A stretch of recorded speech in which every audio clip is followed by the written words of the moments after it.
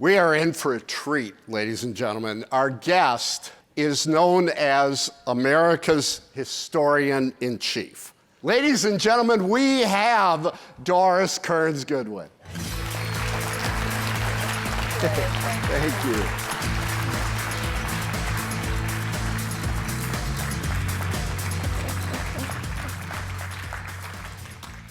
All right. Well, welcome back to Wisconsin, where, as you know, it's 80 and sunny every day. Of course. That's why I came. It's such an honor to have you. It's great to be all together again. That hasn't been a luxury for the last couple of years. We've gone through not only a pandemic, but the economic fallout of that pandemic, the fear and anxiety that come with it, as well as the unrest that have come socially and politically in our country. There's a war in Ukraine. Many would say democracy is in peril. Simple question I know you've been asked before.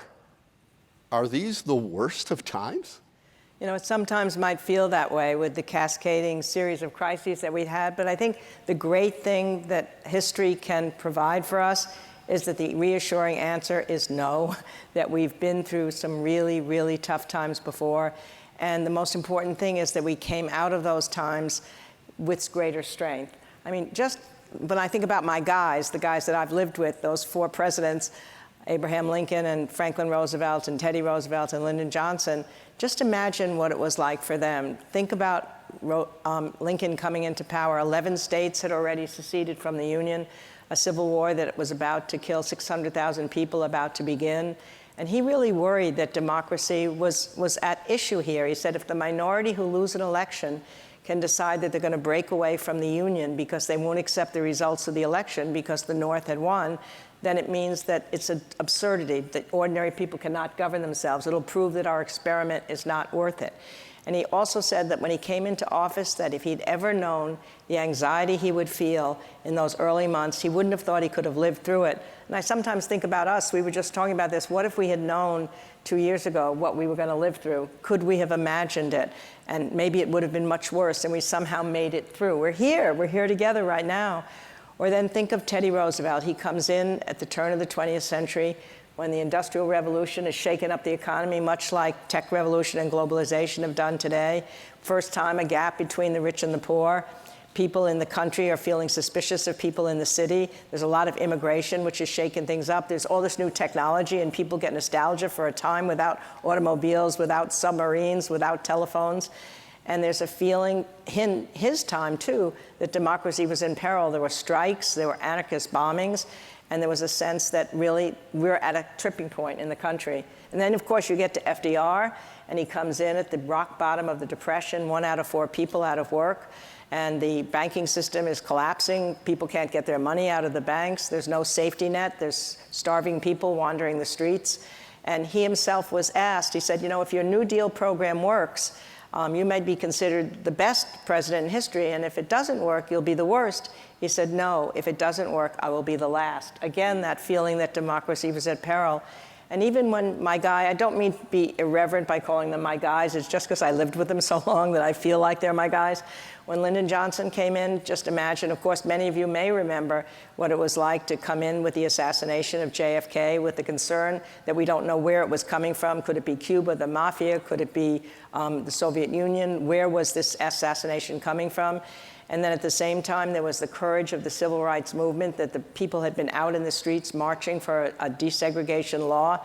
That law was stuck in the Congress, and no one thought it would come out. There was a fear that there'd be violence in the streets if it didn't come out.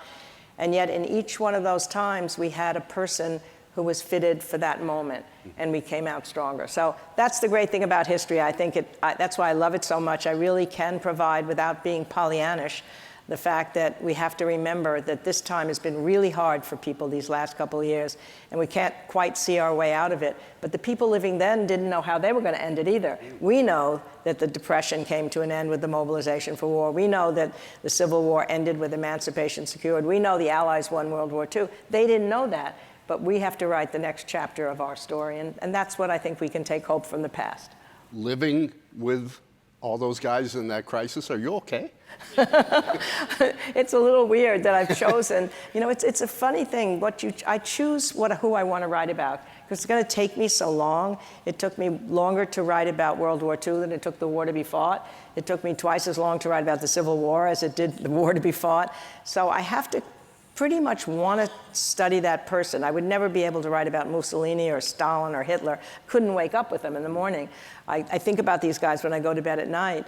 But I also want to live in exciting times, and unfortunately, those times are difficult. So sometimes I wonder, why didn't I just choose the happy 20s or something like that? But it makes you feel, I think, a deeper layer to know that we went through these things and to go through it, because I catapult myself back and I feel like I'm living in those times. Well, it's a laundry list of crises that you mentioned, and it makes us feel better to know that we've been there before. Have we been, and I'm not talking about Dodgers, Giants, Yankees. You're a baseball guy, I know know that. I can't wait. We're going to get to that. Yeah.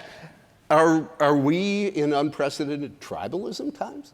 It does seem like the feelings that we have toward the opposite parties and regions has not been felt that many times before. Certainly during the 1850s, we felt it. You know, if we feel right now that we have a divided media, in the 1850s, you only got your partisan newspaper. That's the only way you learned the news. You would either get the Democratic newspaper, the Whig newspaper, or the Republican newspaper. And it was so divided, even on facts, like we are today, that, for example, when Lincoln was in a debate with Stephen Douglas, and if you read the Republican newspaper, you'd say, he was so great, he was carried out on the shoulders of his supporters. You read the Democratic newspaper, in the same debate, they say he was so terrible, he was embarrassed, he fell on the floor, and he had to be dragged out by his supporters. So, and of course, the North and the South were splitting apart in ways that are deeper than what we feel today. At the turn of the century, there was a lot of feeling from one part of the country. The country felt, as I said, really suspected that the people in the city were all these terrible people. People in the East felt tribalism toward the West. So we've had it, but it does, in our modern time, I would say, for those of us who've lived in this last, decades, I think it's as deep as it's been. So let's talk about those current modern times. There have been a number of phenomenal presidents and leaders. If you had a magic wand, who would you bring back today to help us? Well, I'm going to say Abraham Lincoln, but I hope my other guys don't hear me, because I sometimes feel a little bit like each time I moved from one president to the other, I would feel guilty because I would take the books out from the other guy so the new guy could come in, and it's like leaving an old boyfriend behind. So as long as Lyndon Johnson's not listening, I think the reason I would call Abraham Lincoln back is that what he had above all was just the temperament to lead us through a breakup of the Union and then a bringing that Union together. And he had a gift for language. I mean, we're seeing now in the Ukraine what words can do. Words can bring courage to a people, as Zelensky's been able to do, and we can maybe talk about that more as we go along. But think about Lincoln. He comes in that first inaugural, and at the very end, he just says he didn't want to close because he was hoping that somehow that the bonds of affection that the people had felt for each other, that they'd been on battlefields together in the heart and the hearthstones of their homes, would once again rise up and swell together that love of union and bring back the better angels of our nature. That's right on the heels of the Civil War. And then at the end of that war, the second inaugural, and he's able to talk about the fact that both sides read the same Bible, both prayed to the same God, neither's prayers were fully answered. No triumphal message does he deliver, because he knows he wanted to bring the Union back together. And then those famous words, with malice toward none and charity for all, let us bind up the nation's wounds. If we had somebody of his temperament, if we had somebody of his emotional intelligence, and somebody with that gift for language that could make us remember what it is as a union and as a nation that we have together that's greater than what is pulling us apart, I would choose him. Although if you wanted something passed in the Congress, which seems unable to do anything, Lyndon Johnson would just bring them to the White House, not let them leave until the bill was passed, and he'd figure out the deals together. Then I'd bring old LBJ back for that. Literally, right? Literally, literally, and we can talk about that. Nobody could do that better than him.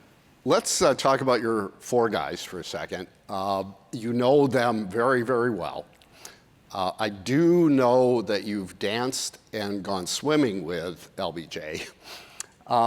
Knowing those four guys as well as you do, when And maybe it wasn't instantaneous, but all four of them, it seems, knew what their vocation would eventually be. They were going to be in politics. They were going to be leaders.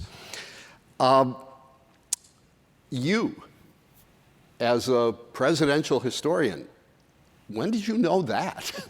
Yeah, you know, after you become something, maybe people think it always happened from the beginning, and it really wasn't true. What was true for me was that I loved history from the time I was little.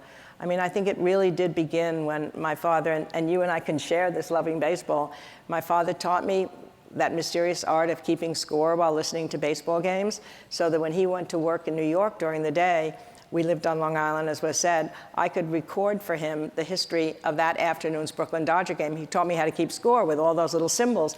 So he would come home at night, and I could recount for him every play of every inning of the game that had just taken place that afternoon. And he made me feel I was telling him a fabulous story. It makes you think there's something magic about history, even if it's only 5 hours old, to keep your beloved father's attention. I'm convinced, actually, I learned the narrative art from those nightly sessions with my father, because at first I'd be so excited I would blurt out, "The Dodgers won," or "The Dodgers lost," which took much of the drama of this 2-hour telling away. So I finally learned you had to tell a story from beginning to middle to end. He never told me then that all of this was actually described in great detail in the sports pages of the newspapers the next day. So I thought without me, when I was only 6 years old, he wouldn't even know what happened to the Brooklyn Dodgers. So that was the love of history.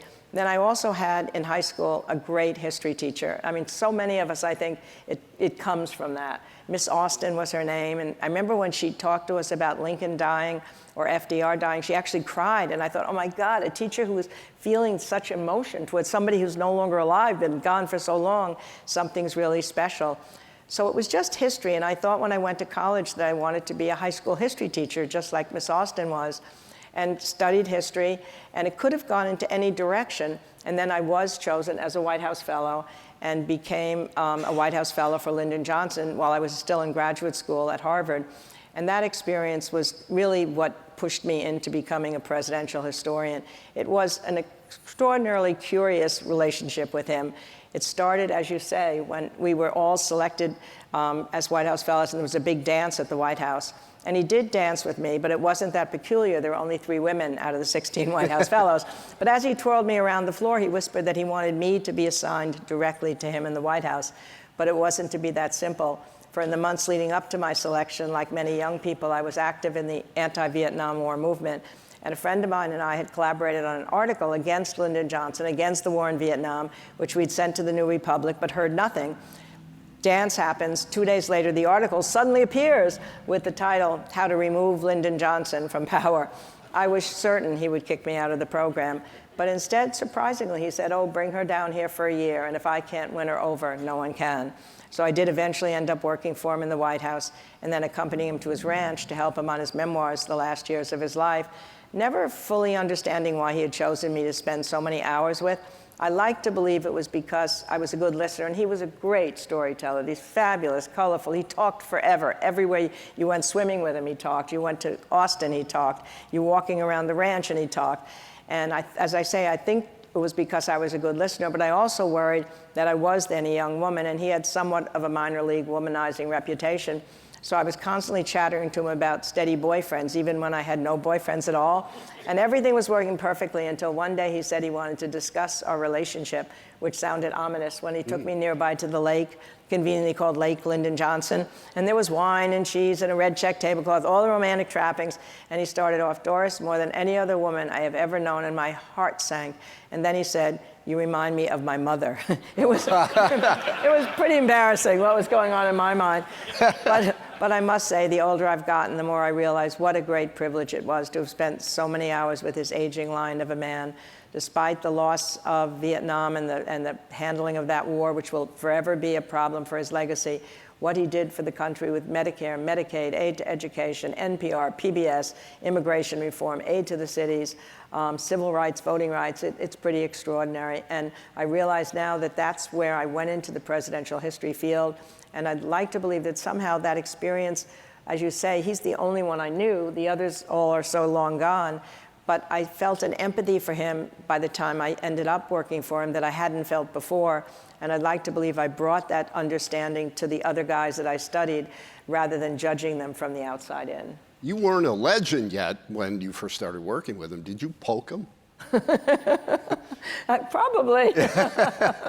And I also remember reading that he had a Wisconsin Dells amphibious vehicle that he would scare people with. Yeah, he had this car, and I remember when he took me into it, and on the top of a hill, and the lake is down there, and he has the Secret Service say, be careful, we have to test the brakes out, that you better be going slow. We go right down, and then the car goes in the water and becomes an amphibious car. And for some reason, I wasn't scared. I just feel he's the president of the United States, I'm gonna be fine. And he got mad at me because he said, what's the matter with you people from Harvard? Don't you have enough sense to get scared? But there was an HBO movie that was based on All the Way. It was a Broadway Tony Award-winning play about the Civil Rights Act of '64, and then they made an HBO movie from it. And I was telling that story to the producer, so they have a scene in there where Hubert Humphrey, in his suit, is in the car going down, and he ends up in the water. But he had all these little tricks that he played. I mean, we would swim in the morning at 6. There were rafts in the pool. You could hardly swim because each raft had a floating memo pad, a floating phone on it, so he could work at every moment. So you're just sort of moving him. I never got much exercise, but I got a lot of water. That's great. I mentioned very briefly that your FDR book is my favorite. And I mean, the situation going on, not only in our country, but the world at that time, is something I obviously pray we never have to deal with again. But he rose to it. It begs the question, does the man or the woman make the moment, or does the moment make the man or woman? You're so modern. It's always said, is the man make the moment? And I always worry that you can add it in, the woman. It's one of those questions in history that I remember when we were in graduate school, these are the nerdy things we would ask each other when we came out of our graduate seminars at night. I think the answer is that it is true that opportunity, when there's a crisis, gives a leader a chance to potentially become a great leader in a way that if you're living in an ordinary time, it might not happen.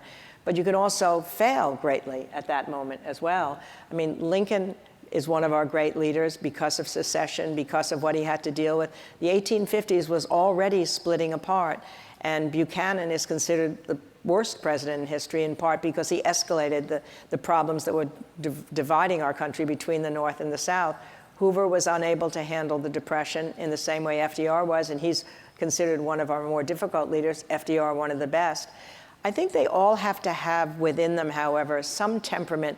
You can't, nobody suddenly becomes something totally different when they rise to the challenge. Teddy Roosevelt once said he said, if there hadn't been a Civil War, no one would know who Abraham Lincoln was. And he was arguing that you needed that crisis. People would have known who Abraham Lincoln was. He still was this extraordinary man. The people in Illinois who knew him up till the time when he became president knew they were in the presence of somebody, not necessarily world famous, but a great character. So you have to have those qualities of leadership, and then when the opportunity arises, you can reach them. I mean, the real question for us right now is everybody's saying, how did Zelensky become who he was? Somebody who was a comedian and actor beforehand and has risen to the challenge, which Churchill rose to as well, of letting his words and his leadership give courage and resolution to make a people feel that they're a country and they're fighting together. It's the magic of leadership. I mean, when FDR gave his first inaugural, as I said, the country was at that rock bottom moment, and yet that he was so aware of the fine line between saying, I'm not going to be saying something stupid, we're in terrible times, this is brutal, the facts that we're facing, but the only thing we have to fear is fear itself. And what he meant by that is, it's not your fault what's happened. It's been an absence of leadership. And if we come together, and I'm going to bring this country together as if we're in a war, I'm going to call Congress in session, and we're going to get people jobs, and we're going to get that banking system taken care of. By the end of that speech, his own confidence in himself and in his countrymen was so great, the mood of the country changed overnight. There's suddenly headlines. We have a leader. The government still lives. There was somebody who wrote into hundreds of thousands of letters came into the White House, but my favorite one was one guy said, my roof fell off, I've lost my job, my dog ran away, my wife is mad at me, but everything's all right now, you are there. So somehow, and then he was able to call Congress into session, to an emergency session. They got the banking crisis resolved. And then he decided, oh, they've done so well with the banking crisis, I think I'll keep them in session. And he kept them in session for 100 days, and that became the famous 100 days. Wow. Let's talk about traits not only that presidents have, but everyone. And I realize, and by the way, thank you for recognizing I'm not misogynistic, because I realize if I keep leaning into you, we're going to share one chair. But I mean, it's just so fascinating to talk to you and follow those traits that you've tried to share with us in your writing, like the traits shared by presidents and leaders. And I want to make sure I get it right, because you've written about humility, acknowledging errors, and learning from mistakes. Which of the presidents have really revealed their humility? Well, interestingly, when you think of the word humility, I think it's often misconceived as if it's humbleness. It isn't. It really means an enormous confidence in oneself to be able to acknowledge that you've made a mistake and be self-reflecting and self-awareness to understand that. And Teddy Roosevelt is a great example of this, because he comes into the state legislature when he's 23 years old and full of all sorts of moxie and full of a sense of arrogance. In fact, he so liked to be the center of attention that it was said by his daughter later that he wanted to be the baby at the baptism, the bride at the wedding, and the corpse at the funeral. And so this is this guy who comes into the state legislature, and he immediately starts making these really fiery speeches against his Democratic opponents. He calls them by name. He becomes famous in New York State. He's making headlines at 23 years old, 24 years old. And he's interrupting everybody on the floor. And then all of a sudden, not only are the Democrats pissed off at him, but the Republicans feel irritated by him, and he can't get anything done. He can't get anything through the legislature. So what he does is to realize then, he says, I developed a swelled head. I've got to do something about it.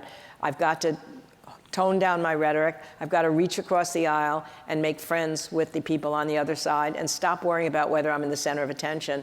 And that's the ability, I think, that allowed him to grow as a leader. That's true for all of us. It's that ability to grow. And the way you grow, he once said, the man who's never made a mistake has never made anything. It's true for all of us that we go through difficulties. And the question is, can you absorb them? Can you learn from them? And then not make the same mistake twice? The word that I didn't use, that I know you're well aware of in describing leadership, is humility and empathy. Right. My son came home one day with a tattoo, and I was ready to kill him, but it said humility. So oh, wow. Wow, what a smart kid. But let's talk about empathy. Tattoo, you do that. Right, maybe that was that empathy. Wow. Let's talk about empathy. Oh, you've got to tell everybody the story of Lincoln and turtles.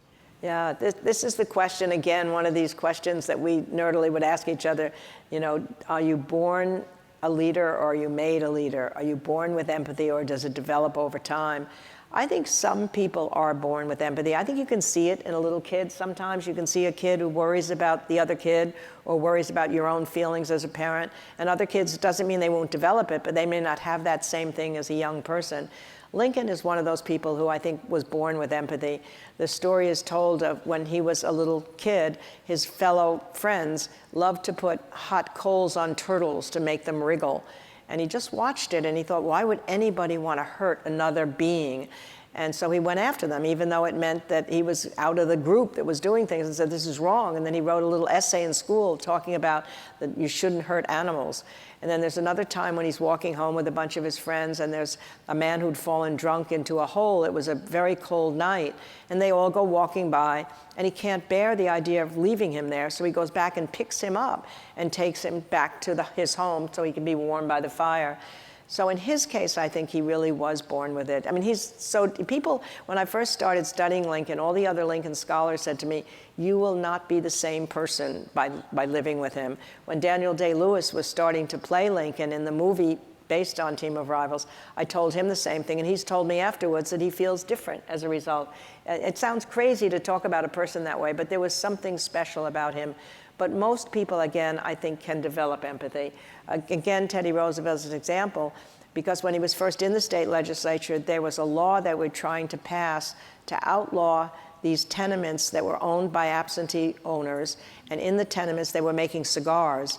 And the people who were making the cigars are living in the tenements with their families and their children's, making the cigars with all of the thing that come from cigars. And at first he said, no, it's private property. That has no responsibility of us to do. But the person who cared about the law being passed asked him to come and look at the conditions in which these people were living. And somehow, he said, when he saw his privileged background had never allowed him to see a slum, much less this kind of tenement. He saw the conditions. He saw the kids sleeping among the tobacco leaves. He saw the overcrowdedness. And he not only was willing to support the bill, but he championed it, and he became its great sponsor.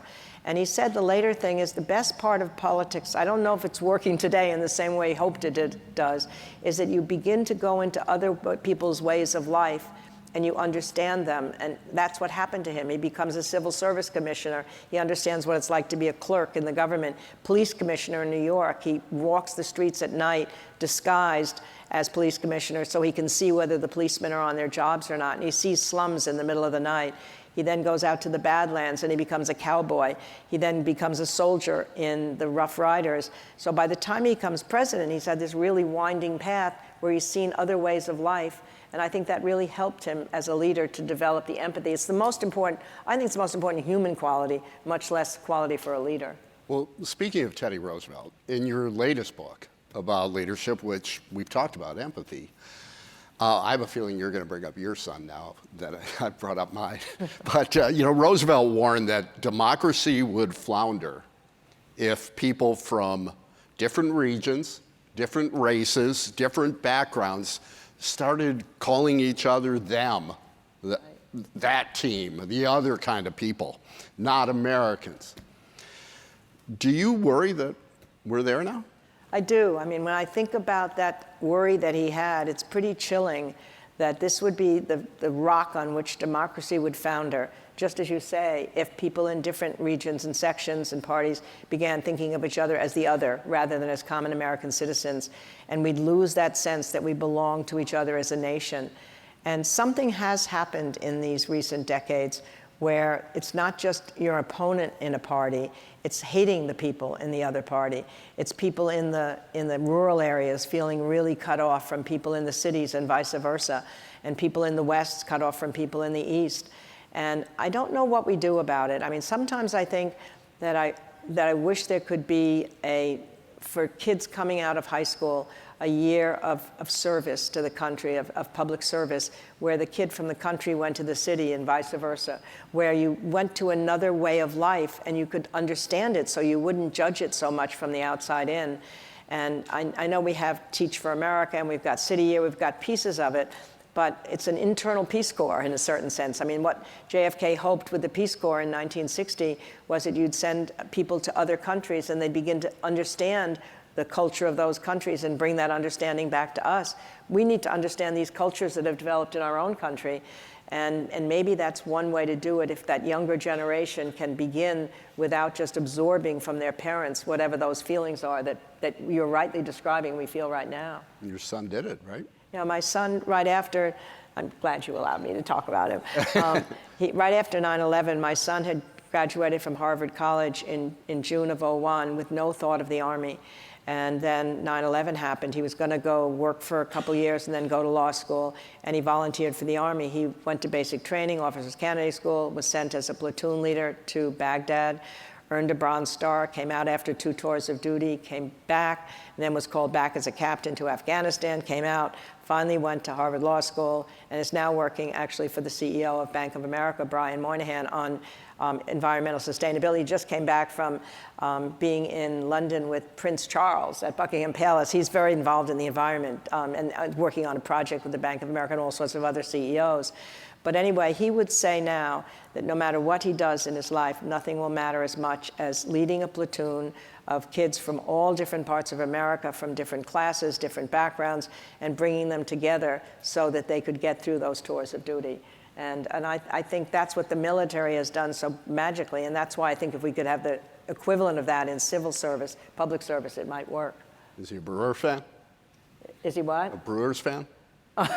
Is he a Brewers fan? I'm afraid he's got I mean, after the Dodgers left us and abandoned us and went to Los Angeles, I couldn't even follow baseball until I went to Harvard, went to Fenway Park. There was the same kind of team, the Boston Red Sox, always almost winning, but then losing at the end. And I became an irrational Red Sox fan. We've had season tickets for 35 years, so my son Joe is equally irrational. In fact, I've gotten more mature if they don't, if they have a good season, which we're not having now. That's all I ask now. I don't even ask that we have to win the World Series. Once we finally won in 04, and then in 07, and then in 12, and anyway. Right. Not that you have to, but I try to pander. I love Bud Selig. I'll bring up the Bucks and the Packers too, and Bud. Well, the Bucks last night. Yeah, they beat the Celtics. That's right. But you know Bud Selig too. I mean, he's a great friend of mine. I met him here in Milwaukee when I came here to do a talk, and he had read No Ordinary Time. This is weird. I was just thinking about the history of it, and he wanted to talk to me about history, and he loved the Roosevelts, and I couldn't wait to talk to him about baseball. He was the commissioner of baseball. So that we've had this for years. I've been to his house in Scottsdale. I went with him to watch the Red Sox in Tokyo when we played our opening game in Tokyo. I've been to Hall of Fame games, and he's a wonderful, wonderful man.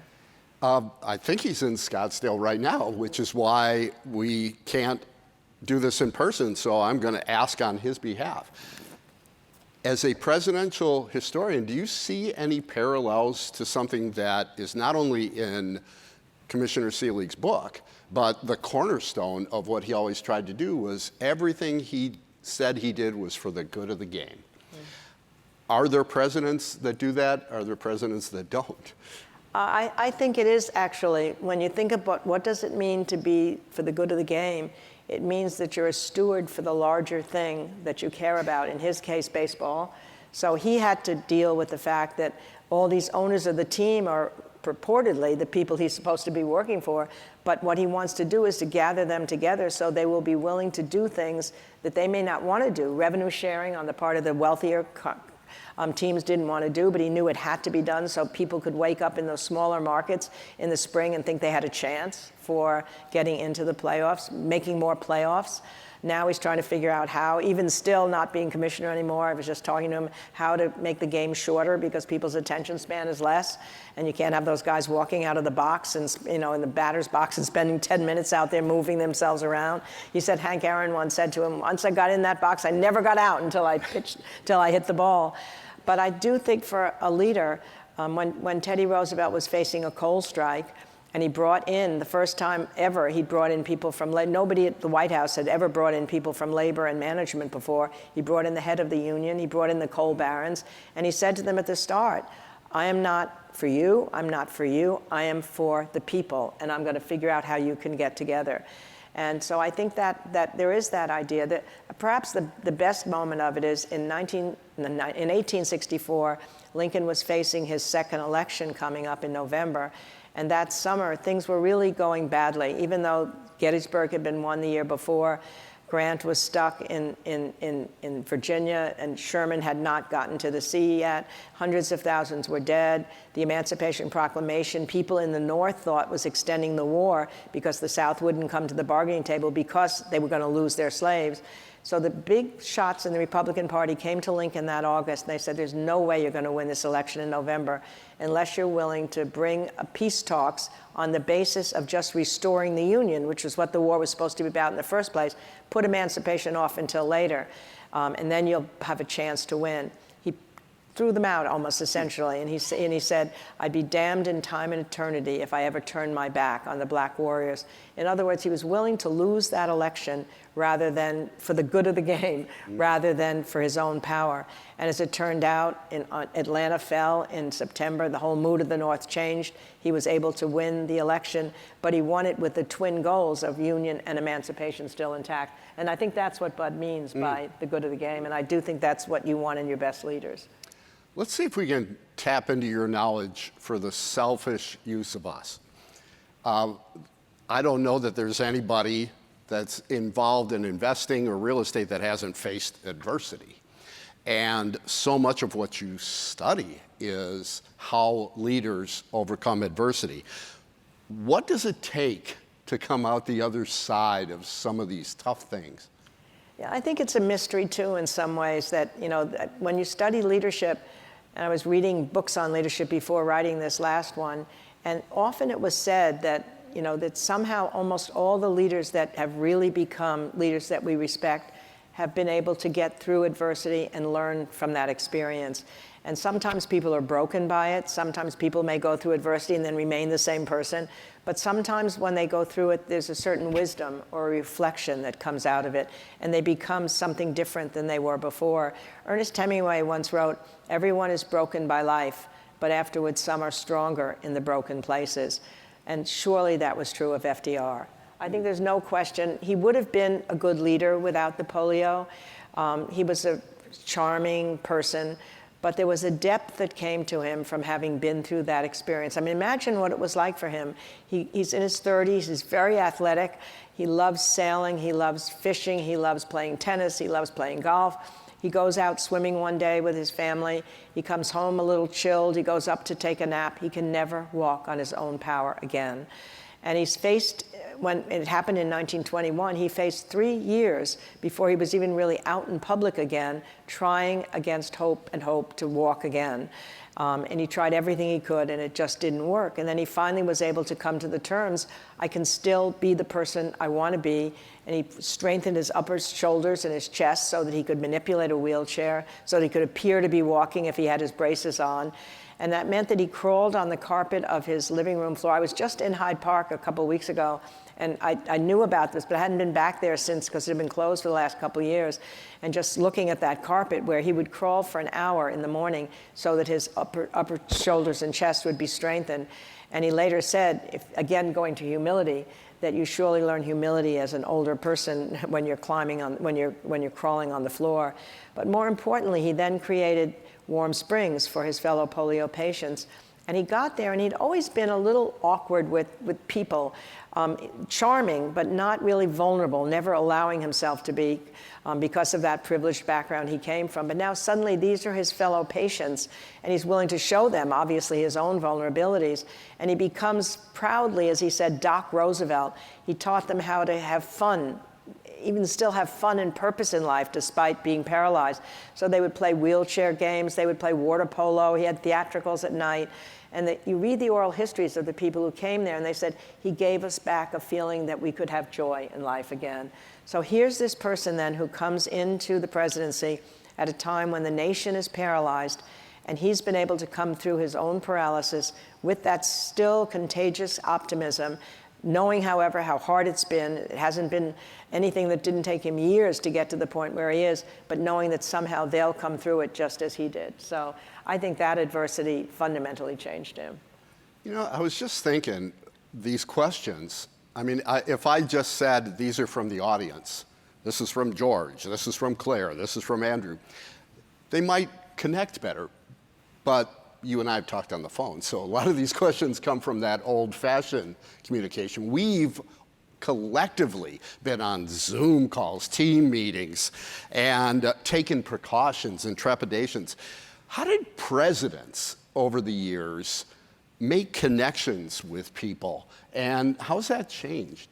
Yeah, I think accessibility, again, is one of those qualities that leaders have to have, is how do they get outside of that inner bubble where they are and be able to reach out to the larger people that are part of the constituency.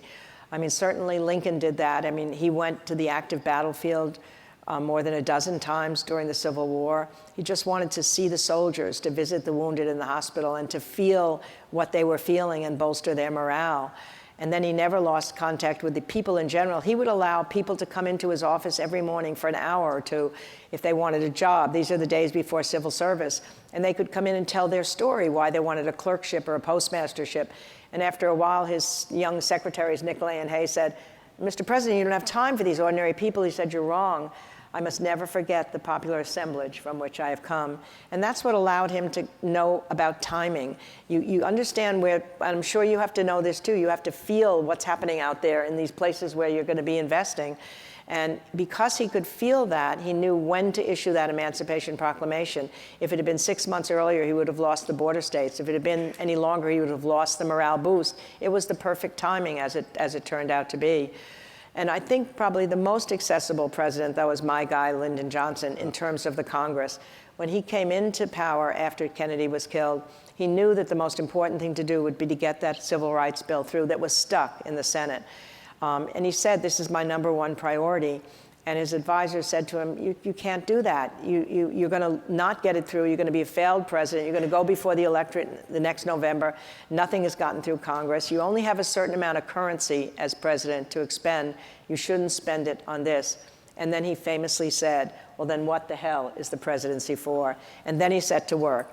And he knew that the Congress was what he had to deal with. He had every single congressman. And here he is, Lyndon Johnson's coming back. Does that mean anything? Not at all. He had every single congressman in groups of 30 come to the White House. They would come for dinner, and then Lady Bird would take the spouses on a tour, mostly then women's spouses, on a tour of the mansion, and he'd have port and brandy with the guys. And then the next day, he would start calling them.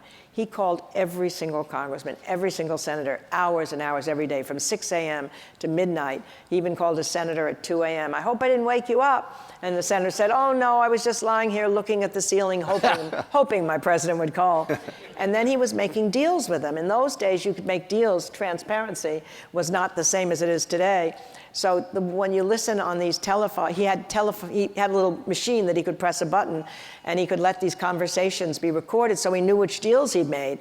So the most important deal maker was Everett Dirksen, the Republican minority leader. The Democratic Party split in two. This is the desegregation law for the South, the civil rights law. He needs 22 Republicans to join the 44 Northern Democrats. So when you listen to the conversations with Dirksen, they're amazing. "What do you want, Everett? I'll do anything you want. You want me to come to Peoria? I'll come to Springfield. You want a dam? You want a public works project? It's all done." But then he finally says to him, "Everett, you come with me on this bill and you bring Republicans to join the Democrats. 200 years from now, school children will know only two names, Abraham Lincoln and Everett Dirksen." How can Dirksen resist? He brings the Republicans, that bill passes, and it changes the face of the country. But the great thing is, I heard a story years later. I met the CEO of Pepsi-Cola, a man named Don Kendall. He said, "I know you knew Lyndon Johnson when you were young, but I have a story I bet you don't know." And turned out Kendall was a good friend of Richard Nixon's, and Richard Nixon had just become president, and he asked Kendall to go to Johnson's ranch to talk about some sensitive matter. So he said, "I get to the ranch, Johnson's working on his memoirs, and he looks up grumpily and says, 'How am I supposed to remember what happened 10 years ago, 5 years ago? The only chapters are any good at all. I had this little tape machine, I pressed a button, I have verbatim conversations. Those chapters are coming out good.' So you go back and tell your good friend Nixon as he starts his presidency, there is nothing more important than a taping system." And thereby ends the presidency of his good friend. But he was able to, in every conversation he had, it was person to person. Johnson would have never succeeded in Zoom. I mean, it would have been the worst thing because he wouldn't have been himself. You wouldn't have been watching that magic that comes from person to person. I'm just so glad we're here. For everybody who says we're not going to come back together and people are going to be wanting to be home at Zoom all the time and have schedules where they're not going to come to work and they're not going to go into cities and cities are going to die, I don't believe a sense of that. It's going to happen. Well, and I do believe we live in a time where the technology is such that if that annoying alarm had really been something, everyone would look at their phone and get up. Right. Or maybe not. That's what's terrible. You'd be so used to it, you just sit here. Yeah. Does everyone here have a Doris Kearns Goodwin book? And have you ever been gifted one? Because Team of Rivals seemed to be a gift that was going around to a lot of people, and it's a thick book. It's a great book, but trying to condense it into one thought is a challenge, but I'm going to try. And tell me if I'm right. It's about surrounding yourself with people that will argue with you and give you a differing viewpoint. Is that somewhat accurate? That is absolutely accurate. I mean, it's not simply that what happened in his case was he won the election. He knew that he had the least experience of the three people who'd been his rivals, Seward, Chase, and Bates. He knew that they were more celebrated, more educated. Each one thought he should be president instead of Lincoln. So he made the decision before he went to sleep the next day that he was going to bring them, if he could, into his cabinet.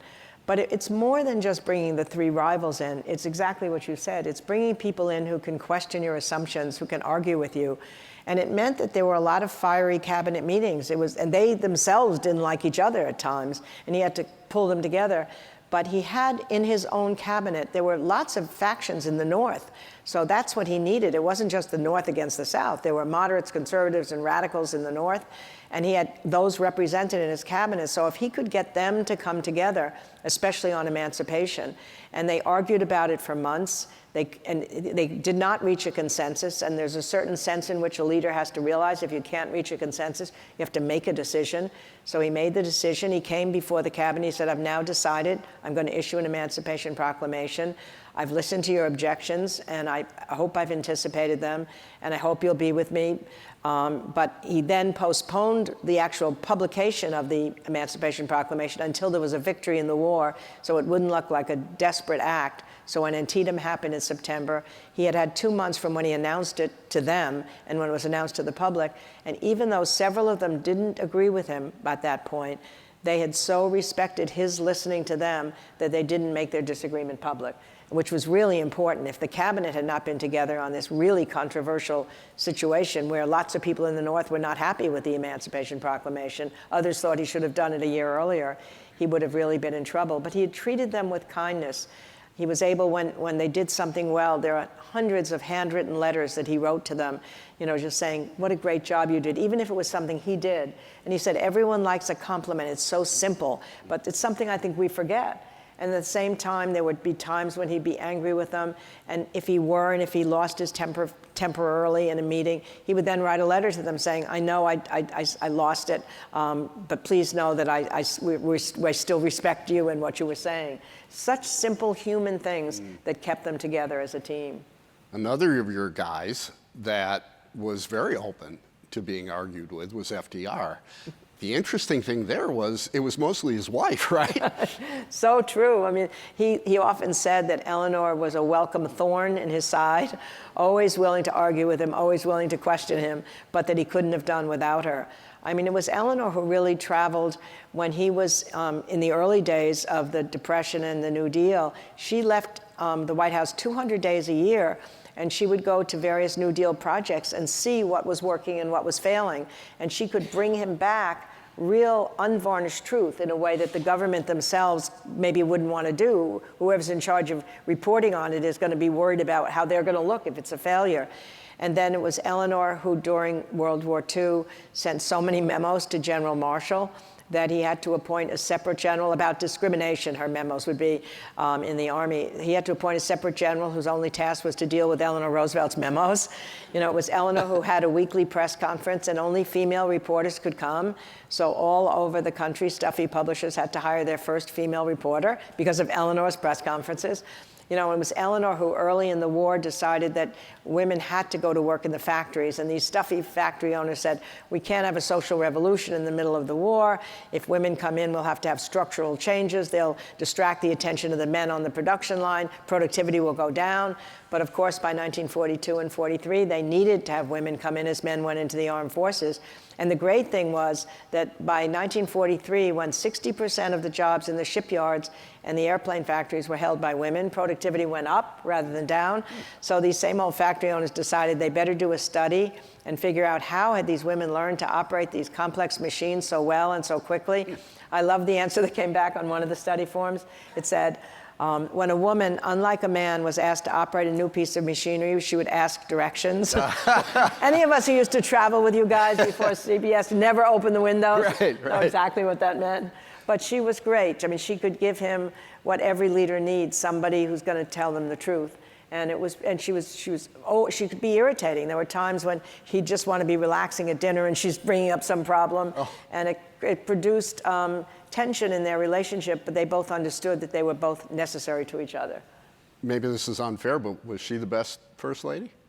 I think she was the most powerful First Lady, without a question. I mean, she changed the role of the First Lady. No First Lady had ever spoken to a congressional committee before. No First Lady had ever had her own press conferences. No one had ever spoken at a national convention. No one had become Eleanor Roosevelt. And the interesting thing is that once she did that, it's not like every First Lady had to follow her. When Bess Truman came in, at the very beginning, Eleanor said, "Would you like me to introduce you to the ladies of the press?" And Bess Truman said, "Why? I'm never going to talk to them, and I don't have to talk to them." And each First Lady, I think, can define who it is they want to be, although now there is an expectation that they'll do something, that there'll be some project or some area that they're going to care about. You know, we've talked about Zoom meetings and in-person meetings like they were something of the past. Let's talk about something that really is of the past. I've always been curious about this. Your research is so meticulous, but so much of it has to be actual letters.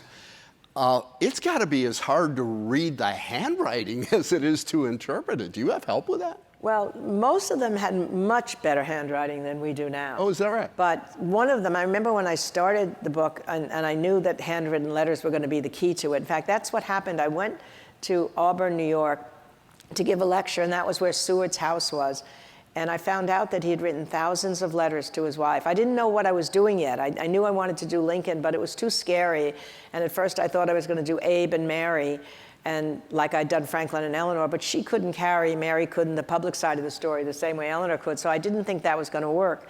And then I didn't really know that much about the cabinet officers then, but I'm at Seward's house. I find out that he's written thousands of letters to his wife because she wasn't in Auburn and he was in Washington. And I thought, oh, letters, that's my favorite thing as an historian, to look over the shoulders of somebody writing a letter. His handwriting was fine, but Chase's was impossible, the Secretary of the Treasury. So Schlesinger, my friend, the great historian Arthur Schlesinger, told me that the key would be to find letters that he wrote to his daughter when she was young, because he wrote them big, and that you could then figure out it could be like a template for reading the other part of his thing. Later, these things get transcribed, but at the time when I was reading them, you are reading handwriting. But there's still something so special about reading letters, and I don't think that's going to happen 200 years from now.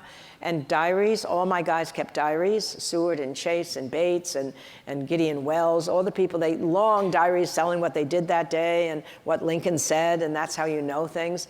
And nowadays, people in government are afraid to keep diaries because of the legal ramifications. People don't have time.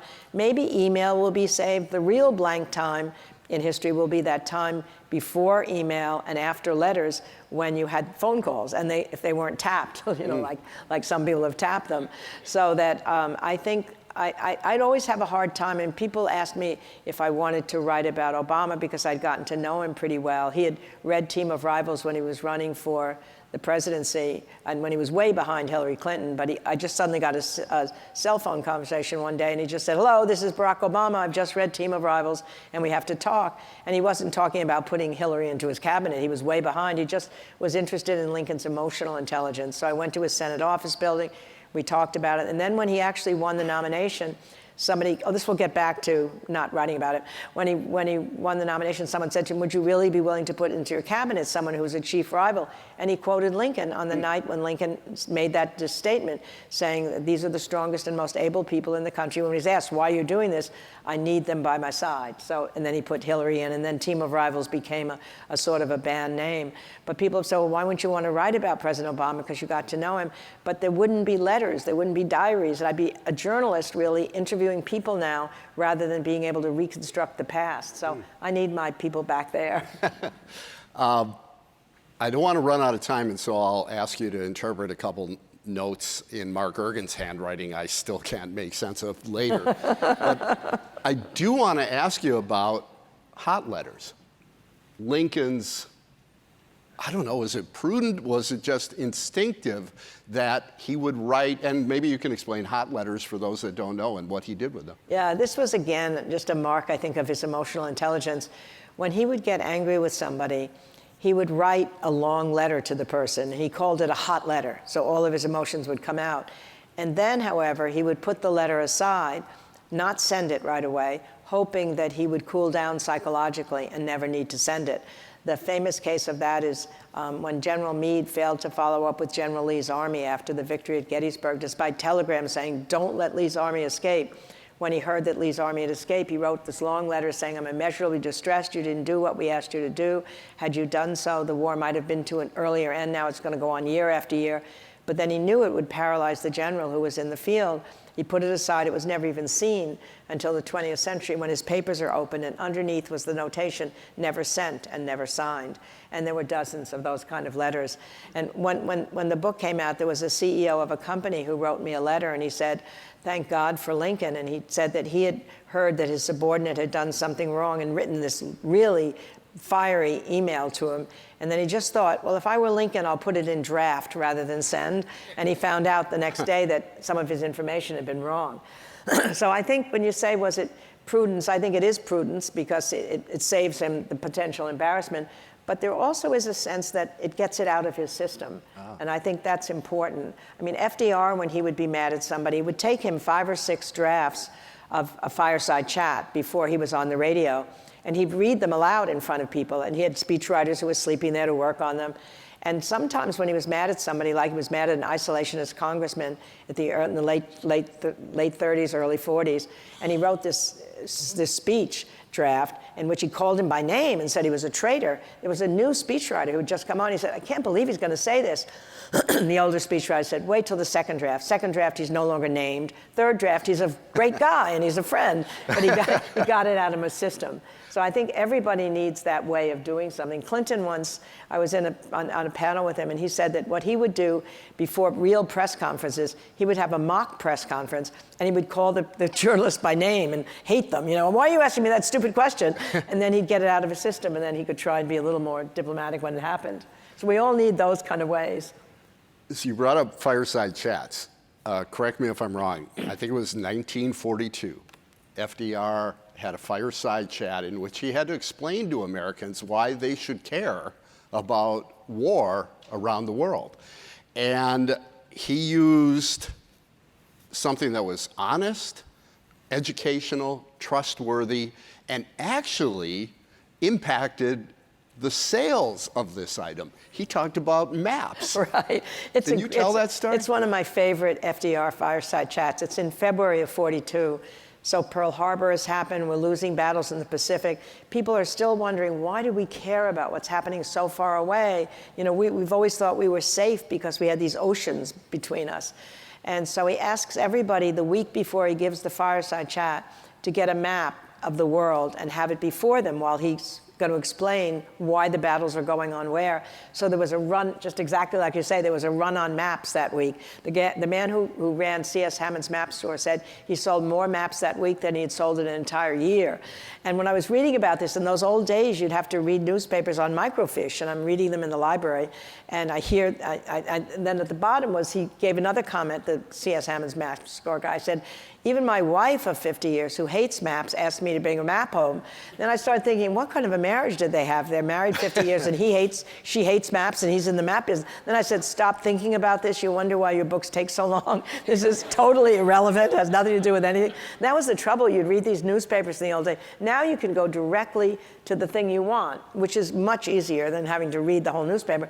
But on the other hand, when you're reading the newspaper, at the bottom there's some criminal trial, somebody's killed somebody, or there's some big catastrophe, and you're sort of back in that moment in time. Anyway, to get back to the maps. So he loved geography. As a little boy, he collected stamps, and he loved maps, and he just, there's something about geography that, he wanted to know where every map, where every stamp that he collected had come from. So he would read these big encyclopedias about the countries where the stamps were represented. So for him, this was a natural, how lucky we were. I was in a panel the other day about Ukraine, with Tony Blair. I had to moderate a conversation with Tony Blair, Hillary, and Bill Clinton. And it was an extraordinary thing just to have them talk about Putin and what they thought about him, and et cetera, et cetera. But anyway, we were talking about FDR. It came up in this whole thing, and how lucky the countries are to have the right people there at the right time. To have FDR and Churchill together for World War II was for the world. In fact, the first time they met in Argentina, and at the end of it, Roosevelt says to Churchill, "It's so much fun to be in the same decade with you." I mean, that's such a sense of knowing each other and knowing, and anyway, so who knows when you have what, but at that time we were very lucky to have FDR. So he goes through patiently describing why the supply chains are reaching, why we can't have rubber because it was in Indonesia and that was 90% of our supply, and that's why we need to conserve rubber.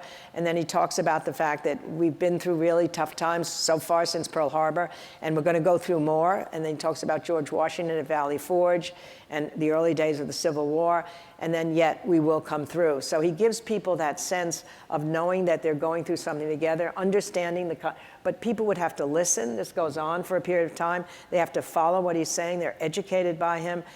Our attention spans today such that we would do that? Would we all? When FDR gave one of his fireside chats, Saul Bellow said you could walk down the street on a hot Chicago night and look in the windows and you'd see everybody staring in their kitchen or their living room at the radio, listening. You could hear his voice come out, and you could keep walking without missing a word of what he was saying because everybody was listening. It's not completely true. There were people who hated him and threw the radios out the window, but 90% of the people are listening. More than any entertainment, any sports event, are these fireside chats. Nowadays, even if a president gives a speech, then the pundits are criticizing it before it's hardly done. You're watching it on different cable networks, and you're maybe getting a whole different sense of what it's about. And what FDR was able to do was to make each person feel he was talking to them individually.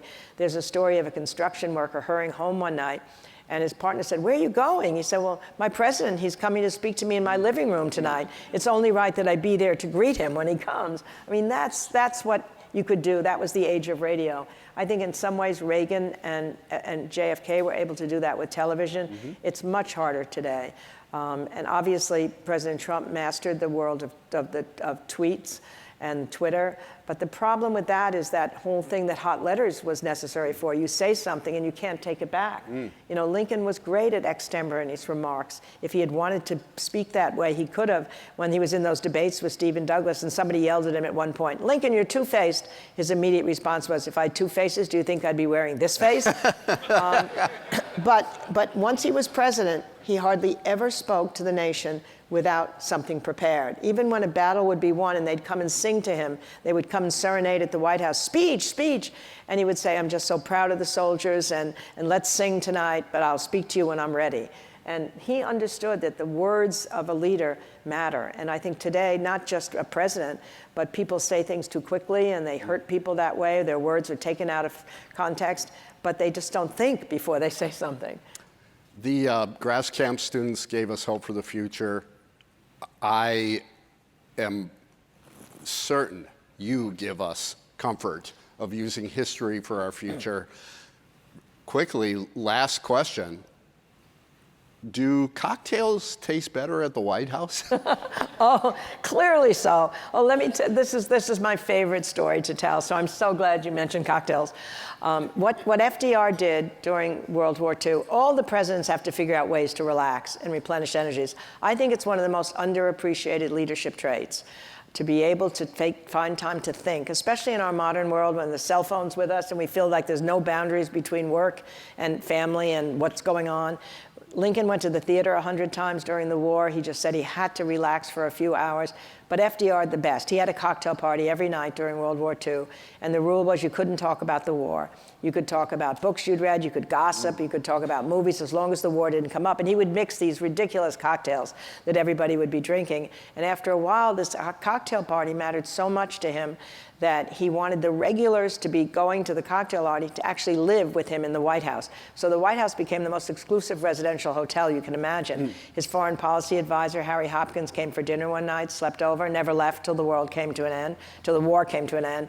Missy Lehand, his secretary, lived with the family. The princess from Norway came on the weekends. Lorena Hickok, a friend of Eleanor's, lived there, all on the second floor of the White House. And the great Winston Churchill came and spent weeks at a time, and he loved the cocktail hour, needless to say. He and Roosevelt would stay up until 2 a.m. drinking and smoking. Eleanor would finally come in and say, "Isn't it time for you two little boys to go to bed?"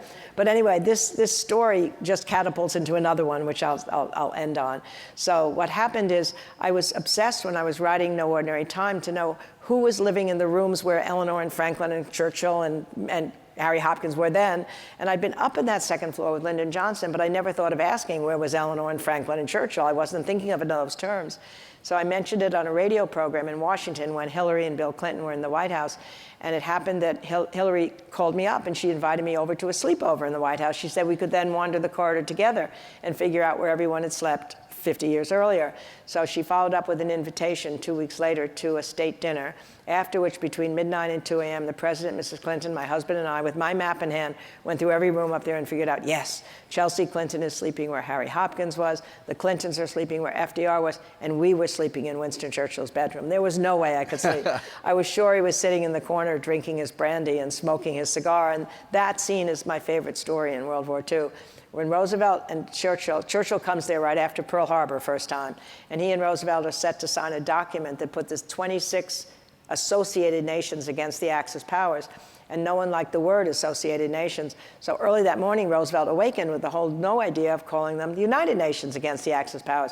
He was so excited, he had himself wheeled into Churchill's bedroom, our bedroom, of course, to tell him the news. But it so happened Churchill was just coming out of the bathtub and had nothing on. So Roosevelt said, "I'm so sorry, I'll come back in a few moments." Amazingly, Churchill stands up straight, still dripping from the tub, and says, "Oh no, please stay. The Prime Minister of Great Britain has nothing to hide from the President of the United States." So I will leave you with the image of a naked Churchill standing there. Well, on behalf of the entire team at Irgens that worked very hard to put this event on, we would like to buy you a cocktail upstairs. Deal. We want to buy you a drink. Please join us upstairs for a cocktail reception. And please join me in a resounding round of applause for the wonderful Doris Kearns. Thank you. Thank you all.